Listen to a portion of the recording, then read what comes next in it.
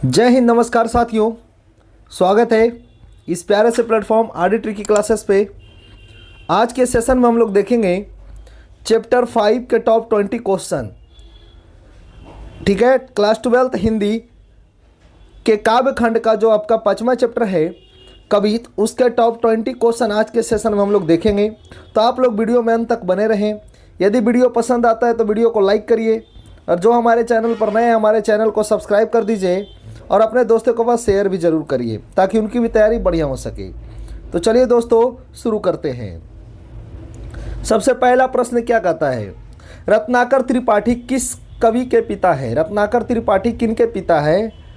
तो कवित पाठ के जो कवि है भूषण जी के पिता है बाबू, याद रखिएगा। ठीक है, यानी ए नंबर ऑप्शन हमारा करेक्ट होगा। चलिए दूसरे नंबर प्रश्न की ओर चलते हैं। दूसरा नंबर प्रश्न कहता है भूषण की कविता निम्न में से कौन सी है?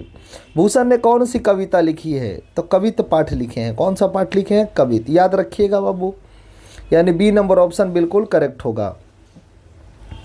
चलिए तीसरे नंबर की ओर हम लोग चलते हैं। भूषण की कविता में कौन सा रस पाया जाता है? यानी भूषण जी किस रस के कवि है? तो वीर रस के। कौन से रस के बाबू? वीर रस, यानी ए नंबर ऑप्शन हमारा करेक्ट होगा। चलिए 4 नंबर प्रश्न की ओर चलते हैं। भूषण ने किस रस को प्रमुखता दी है? किस रस को प्रमुखता दी है? तो वीर रस को प्रमुखता दी है। कौन? भूषण जी। तो बी नंबर करेक्ट होगा। चलिए 5वां नंबर की ओर चलते हैं। अपनी कविता में भूषण ने किनका गुणगान किया है? किनका गुणगान किया? तो महाराणा प्रताप, छत्रपति शिवाजी, छत्रसाल, इनमें से सभी। डी नंबर ऑप्शन करेक्ट होगा। अगला प्रश्न की ओर चलते हैं। 6ठा नंबर प्रश्न है, किसने लिखा है लागती लपकी कंठ बैरिन के नागिन सी रुद्र ही रिझावे दे दे मुंडन की माल को? ये पंक्ति किस पाठ की है, या इस पंक्ति को किसने लिखा है? तो भूषण जी ने लिखा है। पाठ पूछेगा तो कवित पाठ की है। किस पाठ की है बाबू? कवित पाठ की है, याद रखिएगा। चलिए 7 नंबर प्रश्न की ओर चलते हैं बाबू। तेज तम अंश पर कान्हा जिमी कंस पर पंक्ति शीर्षक कविता की है। किस कविता की है? तो कवित पाठ की है। ए नंबर ऑप्शन करेक्ट होगा। 8 नंबर प्रश्न की ओर चलते हैं। भूषण जी की भाषा कौन सी है? यानी भूषण जी किस भाषा के कवि है? ब्रज भाषा। किस भाषा के कवि है बाबू? ब्रज भाषा, यानी ए नंबर ऑप्शन हमारा करेक्ट होगा। चलिए 9 नंबर प्रश्न की ओर चलते हैं। छत्रसाल दशक के रचनाकार कौन है? छत्रसाल दशक के रचनाकार कौन है? भूषण जी है। कौन है? भूषण जी। सी नंबर ऑप्शन करेक्ट होगा। और भूषण जी को श्री भूषण की उपाधि किस राजा ने दिया? श्री भूषण की उपाधि किस राजा ने दिया? तो आप याद रखिएगा, सोलंकी के राजा रुद्र शाह ने। नाम क्या था राजा का? तो राजा का नाम था सोलंकी के राजा रुद्र शाह। सोलंकी के राजा रुद्र शाह, याद रखिएगा बाबू। रुद्र शाह ने इनको श्री भूषण की उपाधि दी। चलिए 10 नंबर प्रश्न की ओर चलते हैं बाबू। शिवाजी के पुत्र का नाम क्या था? इनके पुत्र का नाम क्या था? शाहजी, साहू जी इसको बोलते हैं, ऐसे साहू जी। ठीक है, सी नंबर ऑप्शन करेक्ट होगा। 11 नंबर प्रश्न की ओर हम लोग चलते हैं बाबू। भूषण जी का जन्म कहाँ हुआ था? भूषण जी का जन्म कहाँ हुआ था? तिकवापुर, कानपुर, उत्तर प्रदेश। कानपुर उत्तर प्रदेश में हुआ था। एक गांव था तिकवापुर।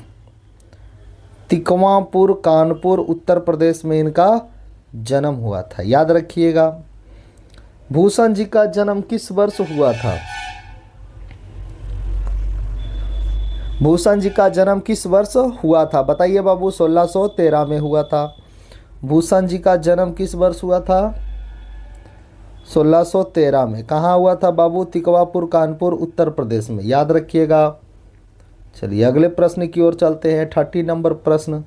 13 नंबर प्रश्न कहता है भूषण जी का निधन किस वर्ष हुआ? भूषण जी का निधन कब हुआ? अभी हमने जन्म पढ़ा 1613, निधन कब हुआ बाबू? बताइए आप लोग। 1715 में। कहाँ हुआ? 1715 में। किस वर्ष हुआ? 1715। सी नंबर ऑप्शन करेक्ट होगा। चलिए 40 नंबर प्रश्न की ओर चलते बाबू।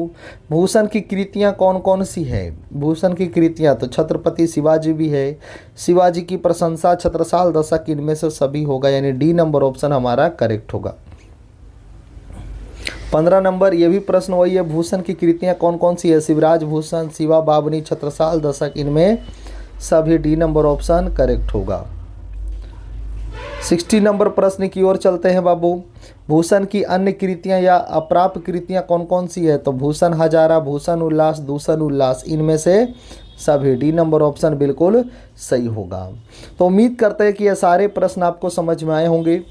यदि वीडियो पसंद आता है तो वीडियो को लाइक करिए, अपने दोस्तों के पास शेयर भी करिए, और जो हमारे चैनल पर नए हैं हमारे चैनल को सब्सक्राइब और फॉलो भी कर दीजिए, ताकि इससे रिलेटेड वीडियो आपको मिलते रहें। तब तक के लिए जय हिंद। कल हम आप लोग के लिए लेकर के आएंगे बाबू चैप्टर 6 का टॉप 20 क्वेश्चंस, जो एग्ज़ाम ओरिएंटेड होने वाला है। तब तक आप लोग मस्त रहिए, बिंदास रहिए। जय हिंद।